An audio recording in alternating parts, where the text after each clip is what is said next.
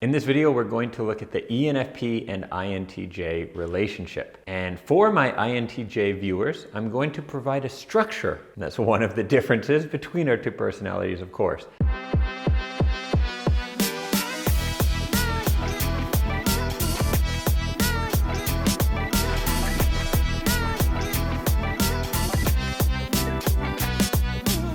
So I'm going to share a little bit about my experience as an ENFP working with INTJs. I'm going to share some common surface level traits that you might notice the big differences between our two personalities. And then I'm going to dive deeper into our different functions and how they work together and why the compatibility of INTJs with ENFPs can be so strong, and the partnership can be unstoppable given the right circumstances. So I personally am an ENFP. One could argue the ENFP expert here on YouTube. And I have been into personality psychology for over a decade here. So throughout the years when I've had different partnerships and things like that, I've explored the other person's personality, and I have been fortunate enough to work with quite a few INTJs. One is my little brother through Big Brother program, the organization that pairs up a younger boy who doesn't have a father figure with an older male father figure.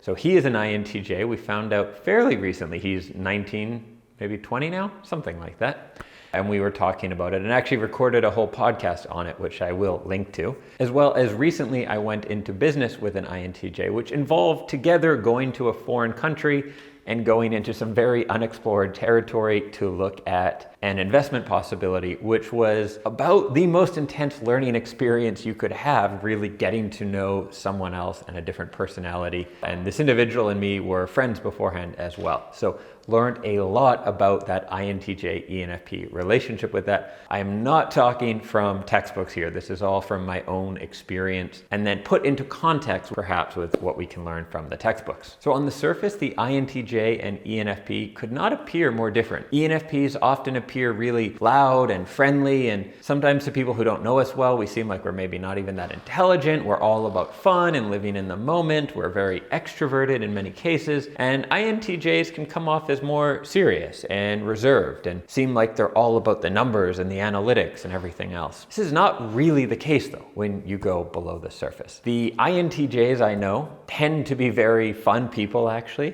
They tend to think about life a lot. So they think very intelligently about life design, the same way ENFPs do. They don't buy into the 9-to-5 BS usually. They don't look to just follow what everyone else does. They just do it in a very different way than us. So while the ENFP might be just super excited, hey, I'm gonna go do this, I'm gonna start my business, I'm gonna travel the world, the INTJ will just methodically evaluate what is the best life for them and then go and live that life. For example, the little brother I mentioned lives in Vancouver, Canada, which is a very expensive city for real estate. And he lives on a boat in the creek for free. And it's a pretty awesome lifestyle. He is looking at a view that houses would pay $5 to $15 million for the similar view every day. That is a very intelligent way of approaching life. The same goes for risk-taking. Well, ENFPs may be one of the most extreme in terms of just jumping into things impulsively, and maybe it's starting a business or taking some other kind of risk, wanting to move. You know, if you meet people in different countries, I'm filming this from Spain, I'm originally in Canada. When you meet people who have a similar life to me, it's not uncommon that they are ENFPs because they wanted to just try something out and see what they would like. But INTJs are also very open to calculated risk, to doing something that most people wouldn't do. In fact, the three INTJs that I'm closest with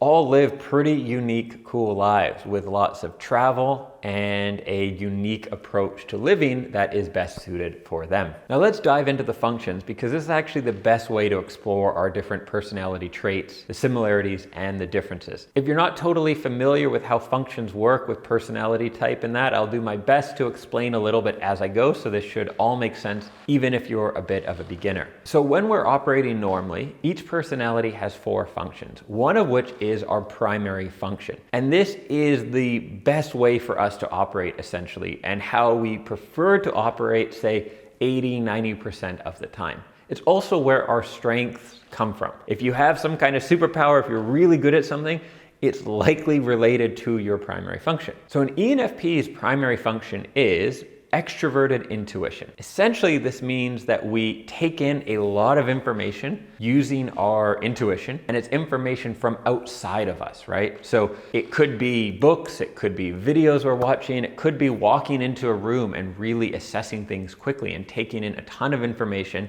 seeing patterns and seeing opportunities. This means ENFPs have the potential to be innovators. We see what could happen in the future and we come up with those really good ideas. Follow through, though, is sometimes a problem. Staying true to the path and knowing what is right for us, because we don't spend a lot of time looking in the past or making really structured decisions. But here's the cool thing about INTJs. Their primary function is introverted intuition. Now, this is one of the hardest functions to explain and could take up a whole video series. Why it's important for this partnership and what I'll leave it at is it involves knowing your own course, and I look at it as being really determined. Personality types with introverted intuition as their first or second function tend not to quit. They stick to things, they know where they want to go.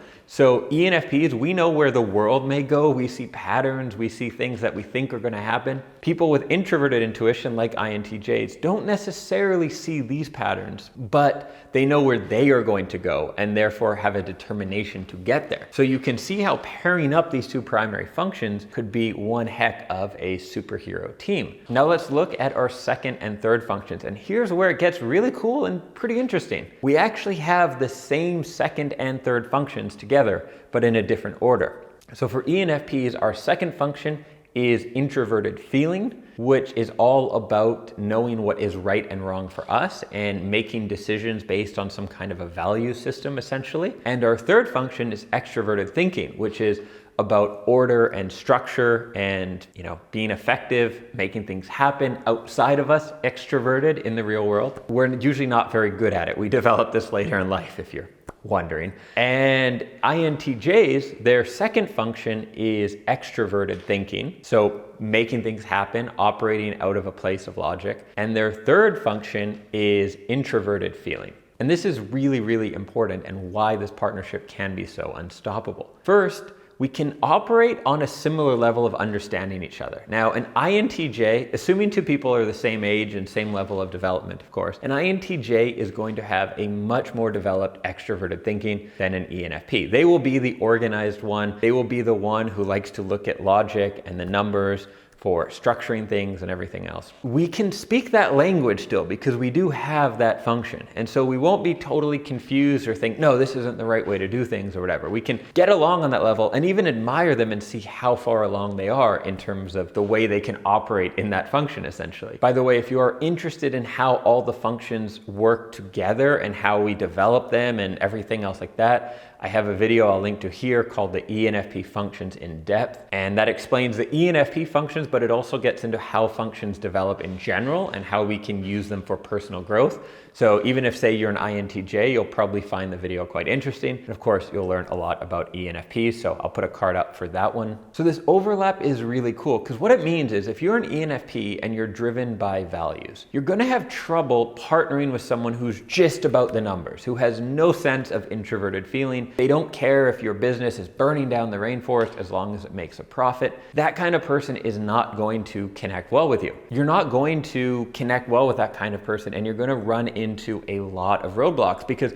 they won't understand, like, why don't you want to burn down the rainforest? We'll make 7% more profit. And you'll just have a total disconnect. There's no way that is going to work. But INTJs understand operating from a value system. They understand it very well, but they are also logical and organized and structured. And that is why this can be so amazing. Now, if an ENFP has a cause, for instance, they donate 1% of their income to a charity, you are going to hear about it. You are going to know their Facebook will be all about raw food, this, save this, do that. With an INTJ, you are going to have to hire an auditor to go through their financial records to find out, oh, this person supports multiple charities and they do all this good stuff. It's a very different way of, say, connecting with their values, or at least sharing that with other people. So if you're an ENFP getting to know an INTJ, know that it will take you a while to figure out their value system. They're not going to show up to your first meeting with a t-shirt that says, "Vote Bernie, I'm a vegan." You might have to get to know them a little bit better.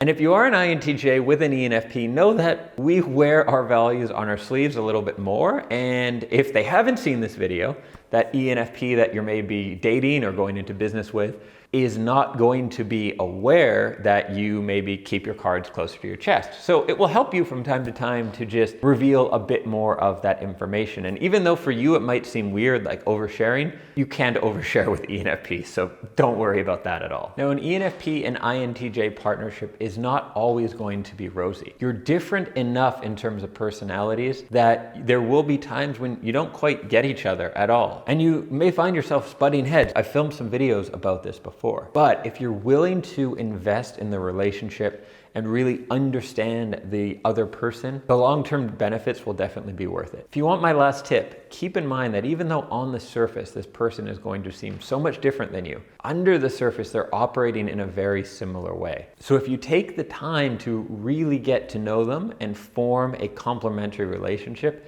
you two could truly be unstoppable. If you have been in a partnership between an INTJ and an ENFP, let me know in the comments what your experience was like. And if I missed anything here, I wanted to keep the video moderately long, not go into the documentary length. So I'm sure there is a lot more we could cover. Include that in the comments if you have something to add. And if you are new to the channel, I publish new videos every week, primarily for ENFPs and other idealist types, helping you become the best version of yourself while creating an awesome life for you and those you love. So if you are an ENFP or going into business or the bedroom with one anytime soon and want to learn a lot more about the ENFP personality, then hit that subscribe button and I will catch you in the next video soon. Bye for now.